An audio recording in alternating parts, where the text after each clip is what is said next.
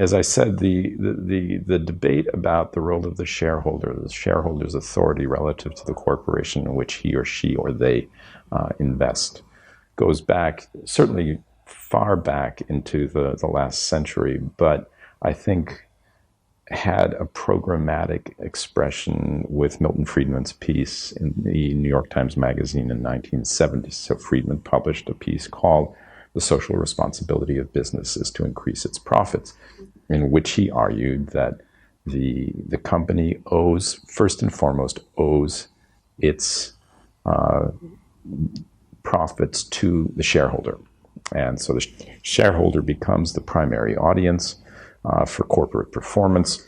And Friedman argued that business people who thought they could do social good, philanthropy, charity, a broader perspective on what corporations do in society, that they were effectively taxing the shareholder. They were also potentially taxing the employees and taxing the customers, because the money that was allocated to the social good was in fact money that was taken away from those other constituencies who had an immediate stake in the success of the business.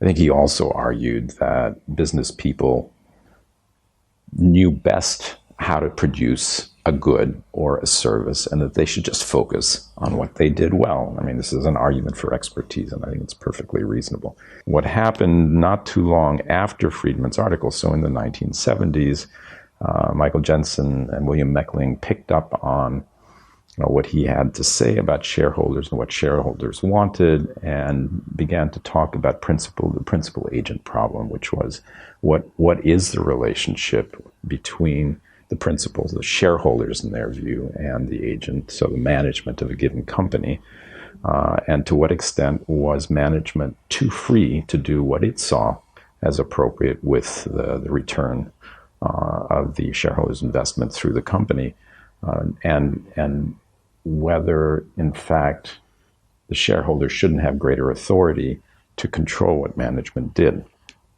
And so the principal agent theory, I think, made a very good basis for a continuing and more elaborate argument in favor of maximizing shareholder value as the purpose of the corporation.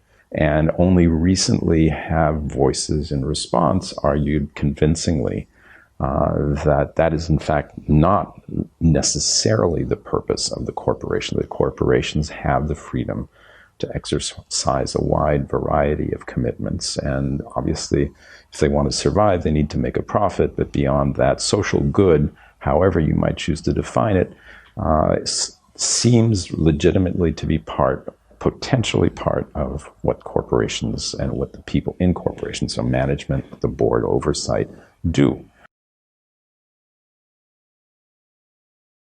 It would, in my opinion, be very difficult to close access to management. We know that many people go through MBA programs, Master of Science in Management programs, in order to become practicing business people, but many people don't.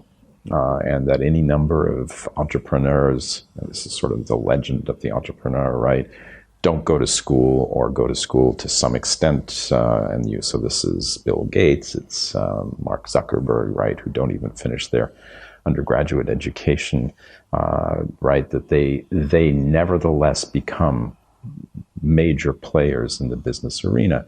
And you don't need to go to the top of the business mountain in order to find people like that. There are any number of entrepreneurs in any given year who don't have a formal business education and yet launch businesses, and in many cases they're successful businesses. So to argue that we could in some way constrain the urge to start or build a business by imposing restrictions on management education is, I think, while it has some appeal, also unrealistic. I doubt that we will ever articulate a code or a set of professional statements that will cover all of the different possibilities in management.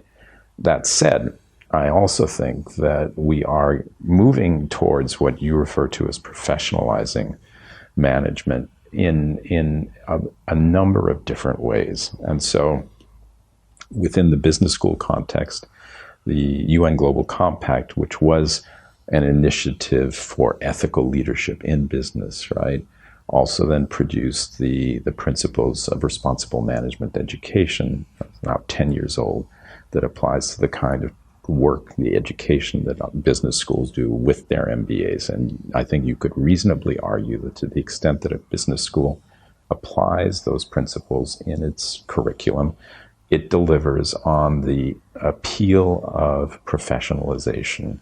I would also say, and this is in a non-organizational framework, that I've been teaching at Sloan since 1995, and in the past 10 years, many of the students I've taught in the MBA program are millennials, and they have what feels to me like the millennial vibe, or the spirit that characterizes this generation. They are idealistic.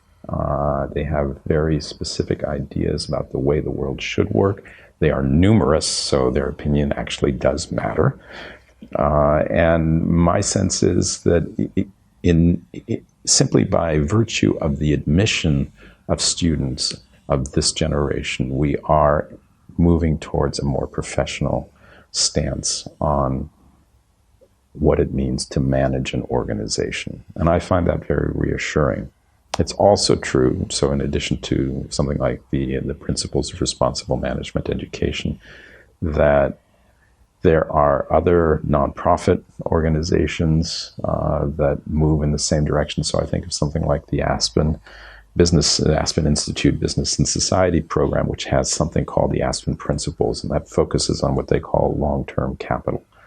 Right, so the idea, or long-term investment, so the idea that to invest intelligently, you need to think long-term, you need to recognize the full impact of a corporation's engagements, and that only then will you have the kind of corporate performance that I think many of us would like to see, and that corresponds to the notion of professionalization. The people, whoever we are in general, right, that we can do well for ourselves in the new economy, the 21st century, the digital economy, by sharing and using the technology to drive functions that previously weren't available. And whether this takes the form of Uber or Didi here in China, or Alipay or PayPal in the US, I mean, there are all these manifestations of the sharing economy with which we live now. But the idea that we, the people, actually can deliver necessary business services, necessary managerial services without intermediaries, or at least not the same kind of intermediary that characterized business practices in the 19th century, 20th century for that matter.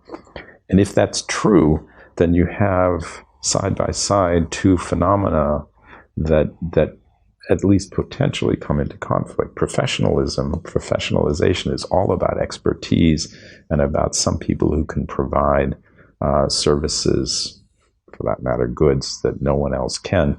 And on the other side, with the sharing economy, the idea is that, in fact, you can have this mass or communal engagement that will meet the needs of the people, whether it's transportation or healthcare. Trust is fundamental. That's what professionalism depends on for its continuing relevance. But then Botsman comes back on the other side and says, yeah, trust is absolutely fundamental, but it's about me trusting you, whom I don't know at all, and you may not have, at least for starters, a certificate on your wall saying that you're an expert of this, that, or the other. But instead you have the online ability to evaluate someone's performance, someone's reliability, and so that has the same function as the diploma on the wall, just comes in a different form. And so you've got two different approaches to social engagement around managerial, and a whole host of other approaches to community. But the goal is the same, to make the society work, to make sure that it works efficiently. And I have to say, let me just say before I talk about the students at Fudan, that it was a fascinating time to visit China on a regular basis because so much was changing, not just physically, with the infrastructure and the major projects, and of course something like entrance into the WTO and the Olympics in 2008, but the spirit, the sense that China was coming of age and entering into a much larger world scene, and so it was fun to be an observer of all of that, but to contribute to a little by working with the students here. And there's an edge to the students here at Fudan that I think of as typically Shanghainese, although I know that people come from all over for the school, but energy and a desire to engage and to make change happen, to use the term that we've launched in the conversation. It's been fun, and I'm looking forward to working with this group today to see whether they are significantly different from their predecessors of 7-8 years ago. Should say that, and here I come back to my earlier comments about millennials. I do seminars with groups, so the Sloan population is 35, 36, 37% international students, and even the significant number of the Americans in the program, I think, have other country origins. They were born elsewhere, or they grew up elsewhere, and then came to or have a green card.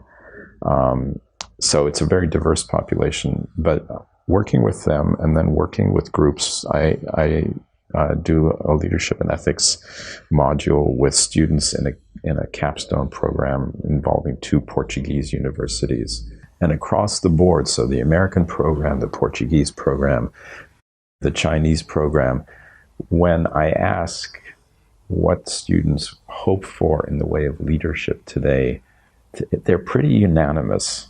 The idea that this is no longer a world in which leaders qualify as leaders if they insist on giving orders.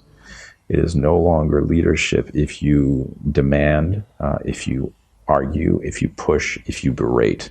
So for all of these students, again, really regardless of their national origins, there is this notion that leadership is really about influence. It's about persuading people to come on board. It's about showing people it's about coaching. And that may have something to do with the age, because the age for these students across the programs that I've just discussed is roughly the same, so mid to late 20s, right? And so it may have something more to do with youth and the desire for autonomy. But I think it's interesting that for all of them, they have very precise ideas about what leadership looks like, and they have, in many cases, the same ideas about what leadership should look like and what effective leadership, what they consider effective leadership to be. And the idea that it's about influence, working with people, having people skills to bring your potential followers on board, that seems to me healthy, positive, and plausible.